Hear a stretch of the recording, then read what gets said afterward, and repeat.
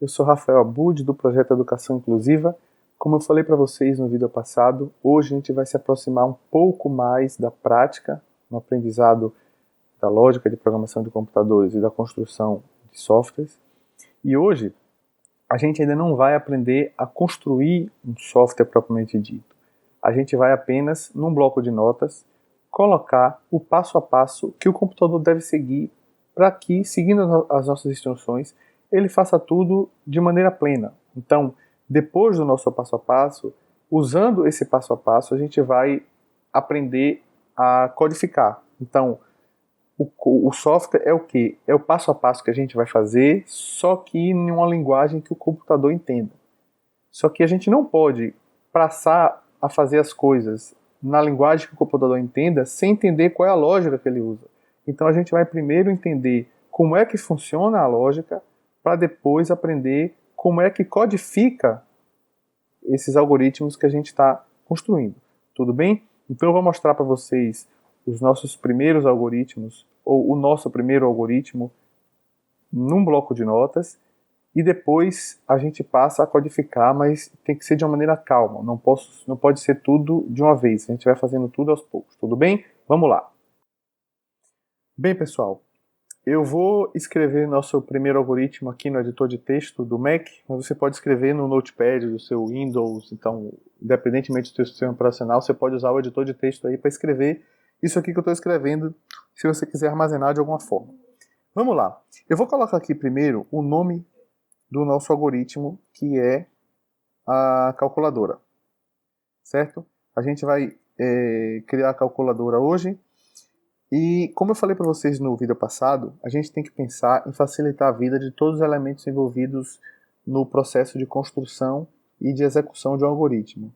Nesse caso, é o usuário, né, o computador e o programador, mas a gente não vai pensar no programador por enquanto, apenas no computador e no usuário.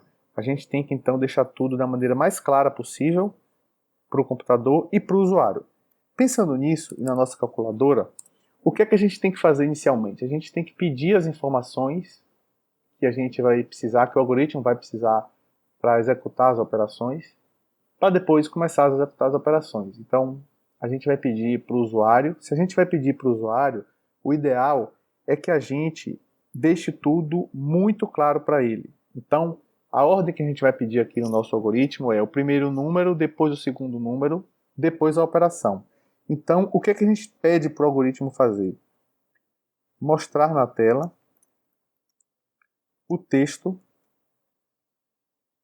digite o primeiro número. Certo? Depois que a gente pede para mostrar na tela, a gente tem que capturar o que o usuário digitou. Então, ler no teclado o que foi digitado. Tudo bem? Depois que a gente lê o primeiro número, a gente vai ler o segundo. Então, como a gente vai ler o segundo, a gente pede para o algoritmo mostrar na tela o texto, digite o segundo número, que é o que ele vai ter que digitar agora, e aí a gente vai pedir para o computador ler no teclado o que foi digitado. Certo? Depois que a gente lê os dois números, a gente vai ler a operação. A operação que vai ser realizada, né? Se vai ser a soma, subtração, multiplicação ou divisão. Então, mostrar na tela o texto, digite a operação e logo depois ler no teclado o que foi digitado. Você pode mudar a ordem? Ler o primeiro número, ler a operação e ler o segundo número? Pode. Você pode ler a operação, depois ler o primeiro número, depois ler o segundo número? Pode também. Mas você tem que deixar isso bem claro para o usuário. Então você tem que falar para ele, digite o primeiro número, digite o segundo número e digite a operação. Se for a operação primeiro, digite a operação, digite o primeiro número, digite o segundo número. Tá? Então é assim que o computador funciona. A gente tem que perguntar, pô, não poderia ser de outro jeito? Poderia. Mas é assim que o computador funciona, tem muitas vantagens. A gente vai conversar isso um pouco mais para frente, certo? A partir daí, o que é que ele vai fazer? O que é que a gente quer que ele faça? A operação. Só que Que operação que ele vai fazer? Isso depende do que o usuário digitou.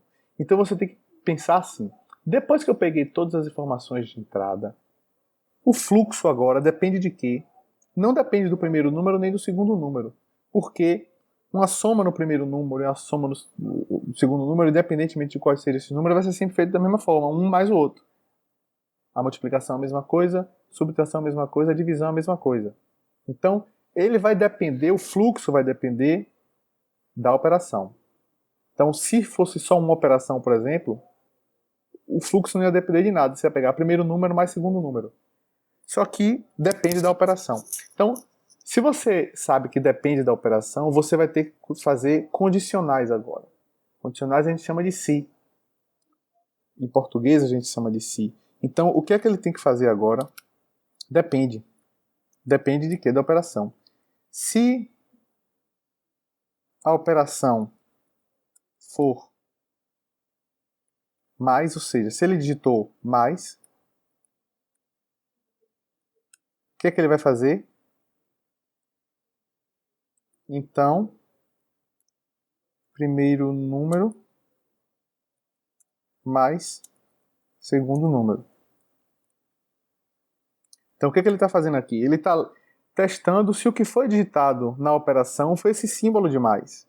Se foi o símbolo de mais, por isso que eu botei entre aspas, porque aí é um símbolo, então ele vai fazer o primeiro número mais o segundo número. Se a operação for o símbolo de menos, então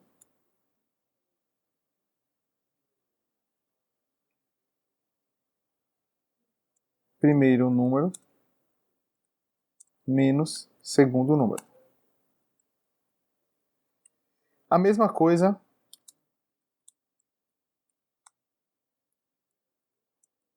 para a multiplicação e a divisão. A gente vai usar aqui a barra para a divisão. Então, primeiro número dividido pelo segundo número. E vamos usar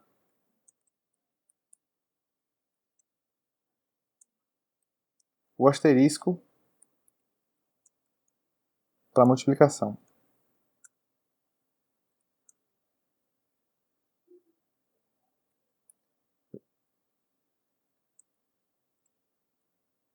Certo? A gente tem as 4 operações feitas, só que ele só vai fazer uma, né? A gente tem as condições das 4 operações feitas, só que ele só vai fazer uma. Então, se o usuário digitou lá mais, o que é que ele vai fazer? Ele vai entrar na primeira condicional, que é o passo 7, e vai somar os dois números. Se ele digitou menos, ele vai subtrair. Se ele digitou a barra, ele vai dividir. Se ele digitou o asterisco, ele vai multiplicar. E depois que terminar tudo isso, ele vai mostrar na tela o resultado. Algumas dúvidas vão surgir agora, provavelmente, a respeito do que a gente fez aqui agora, da amarração de algumas coisas. Isso é normal e a gente vai tirando as dúvidas aos poucos, certo? Quando vocês tiverem alguma dúvida, me manda e-mail ou escreve pelo YouTube, pelo Facebook, pelo Instagram ou pelo Twitter, mas me deixem saber como está o processo de vocês. Tudo bem, pessoal? Espero que eu tenha ajudado vocês aí no processo, ajudado um pouco mais. Curtam a minha página no Facebook, se inscrevam aqui no meu canal no YouTube, me sigam no Twitter e no Instagram e até a próxima.